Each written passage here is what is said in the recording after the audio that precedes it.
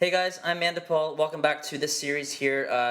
We're shooting this amazing studio in Hidden Valley in Kitchener with my friend Am, who has worked with people like Pharrell, Birdman, Red Eyes. It's an incredible journey he's had, starting from the basement in Kitchener all the way to this amazing space that we're shooting from today. I want to thank you for coming. I appreciate you doing this for us. Mandippal, thank you for having me. You're one of the original inspirations I had in this city. Thanks, man. You know, you and a few others who kept such a high standard for music. Thank you for featuring me and thinking about me for this series you're doing. Appreciate it, I man. really appreciate it. So I've known you forever. Like I've known you for a long time.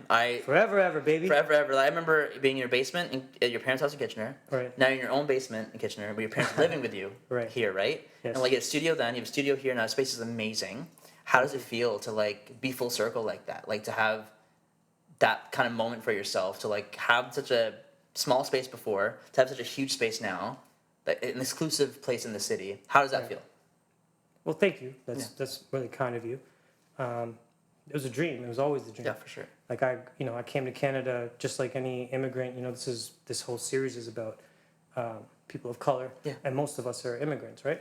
And we came here with, no money. My sister and I shared a bedroom, so I was like 10 years old, on Regina Street. You know, this is Kitchener Waterloo Yeah, documentary. So on the Regina Towers, me and my sister shared a bedroom till 10 years old, and to go from there to here is absolutely it's a completely different universe. It's amazing. You know, Kitchener Waterloo, you always hear about these neighborhoods like Hidden Valley where this studio is, right?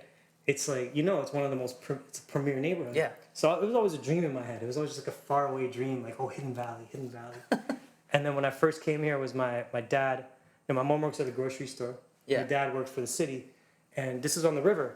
So my dad he works for the water treatment plant. Yeah. So he used to bring me here when I was a kid. Wow. Like when he used to pick me up after school, we had to come over here. He had to go to I used to look at these houses and be like, who the fuck lives here? These are palaces. Yeah. So to answer your question, like to come from there here, it's amazing. It's Yeah. an incredible thing, and it's something I want to share. I want to share it with artists out here that it's totally possible. It's totally doable. With the right hard work, with the right mentality, of course. Tell me about like what it was like coming to Canada Right. then, and like building what you have now. Right. I mean, coming to Canada is the most amazing thing. This is the most amazing country in the world. I love this country. It gave me so much opportunity. Where it started is, as an immigrant, I think that anybody listening to this, we're talking to people of color in our city who are in the music industry. For sure. I mean, like you start off just like anybody else. Like you're inspired by the music game, and you're inspired by the songs you listen to, and you start trying to rap, and you start trying to do things. That's where I started. Yeah. I started trying to be a rapper. I failed as a rapper. I was not a good rapper. I knew right away though that there's behind the scenes. I love great rappers. I love great artists like you, Alicia Brilla. Like I love great artists. I totally have been to your shows and Alicia's way before I even knew you guys. And everybody in the city. Like I know good artists in the city. I think there's very few people like me in that sense who pay attention to great artists in this city. And I've been like that across the board, Like I really believe that great talent needs to be backed up. So I've been the guy that backs up great talent, making beats for them, getting deals done for them. And to back to your question, as an immigrant, how did it start? I mean, like I just knew my limits, and it's important to know your limits. All right, if you're not a good rapper or you're a good singer, well, there's a lot more you can do in the music industry.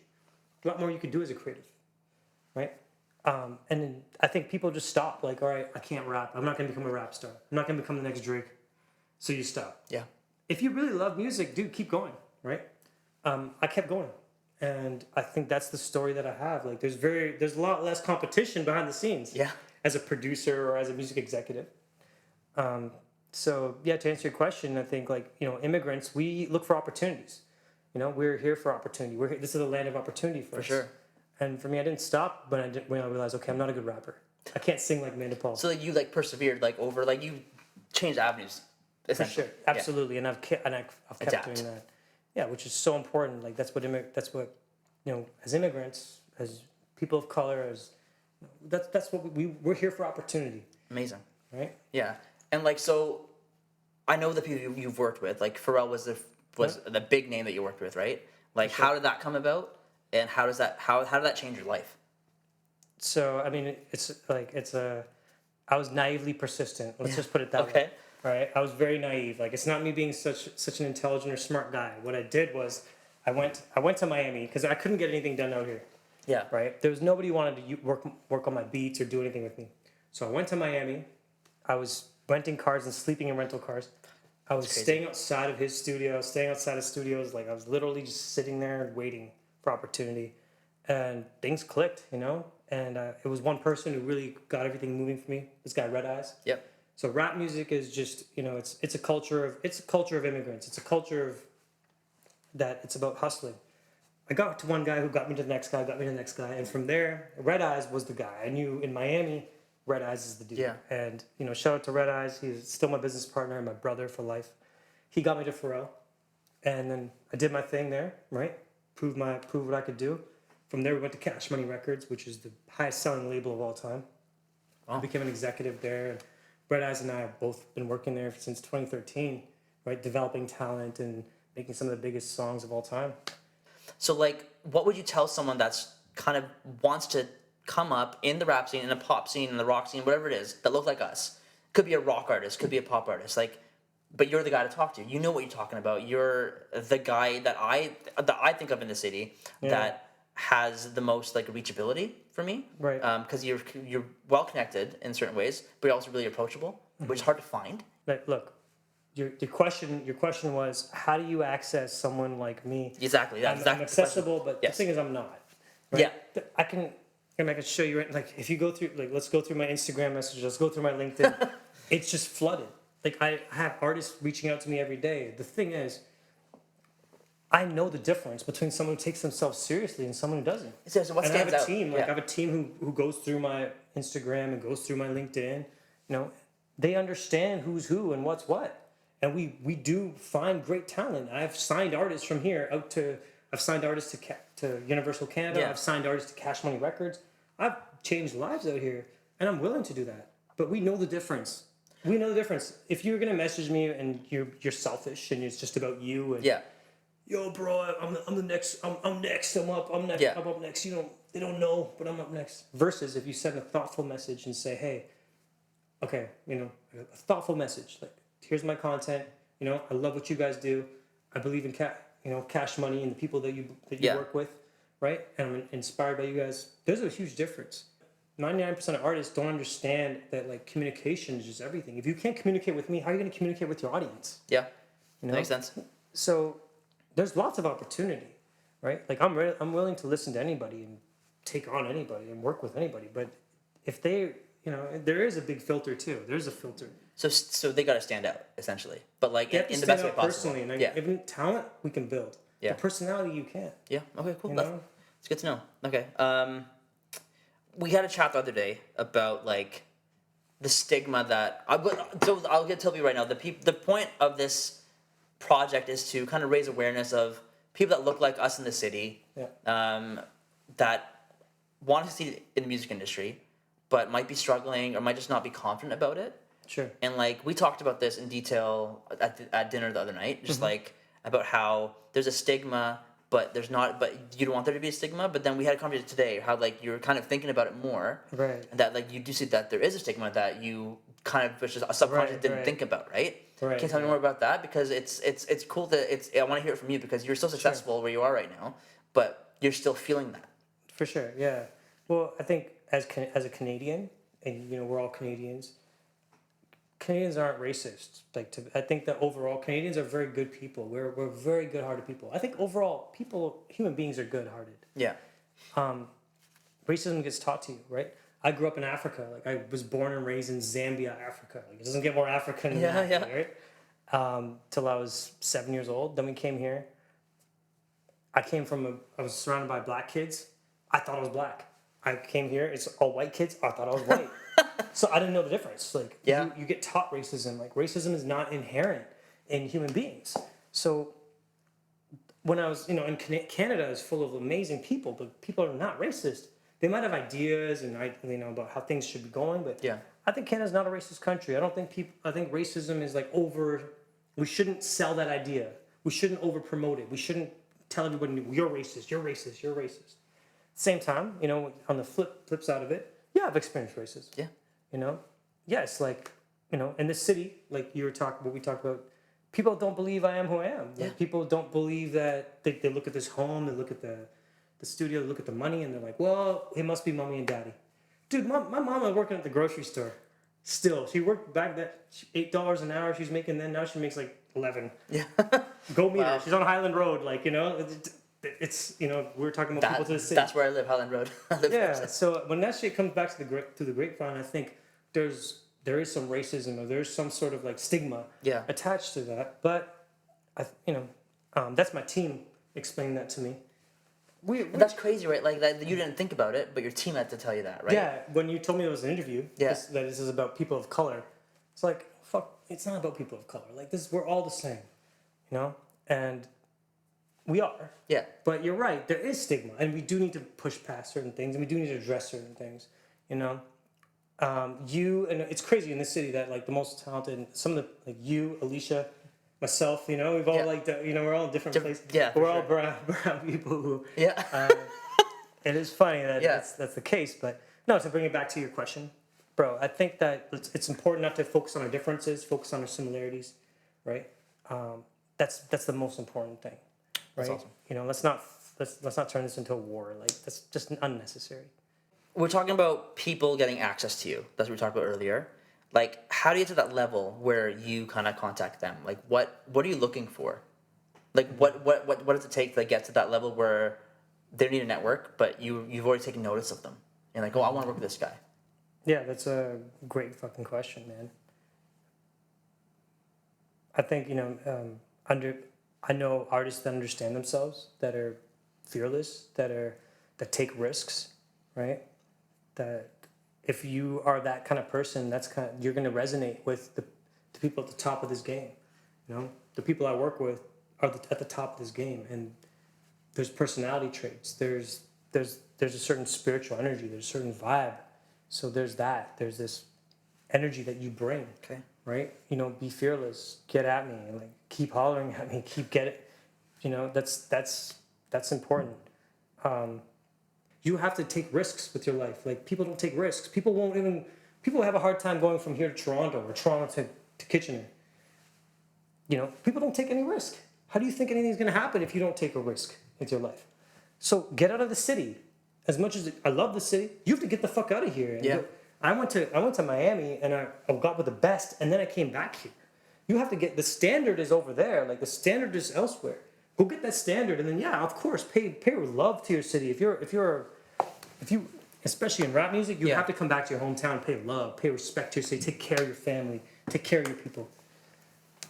But that's important. Like, you have to take risks. Motherfuckers don't take risks, man. I'm sorry if I'm swearing. That's fine. No, that's fine. That's what it is. Like, I swear to God, there's no one taking any risks. I'm the only one who took a risk out here. So do that. Take a risk, you know? Like, and no one owes you anything. People over here, I meet young artists and they think they're owed everything. Bro, you're nobody. Realize who you are and know how much hard work you have to put in. For sure. Like, for me, I had to put in hard work to get to Pharrell, get to Birdman. I sat outside their studios. I did so much work for these people for free, right? For free, not a dime that I made. You know, are you willing to do the same thing? Are these guys willing to do the same thing? You want to get to me, like, I need to know that. I'm going to know the difference between a loser and a winner. Yeah. So that's, to answer your question, like, be a winner. Be a winner. Like, have a winner mentality. Be ready to do this for real. You know, be ready to do this for real, because I do this for real. Yeah. I take care of my team, my family. I have a lot going on. If you want to get to me, like, but you want to pretend, you know, to be doing this, like, 1 foot in, 1 foot out. Yeah. I'm both feet in. So I know the difference. So that's to answer your question. Yeah, we know the difference between a real artist and who isn't, right? Be that person, and don't think that I don't know the difference. Like, you can't email me or talk to me or be around me and I don't know the difference between. I know that about you. Right?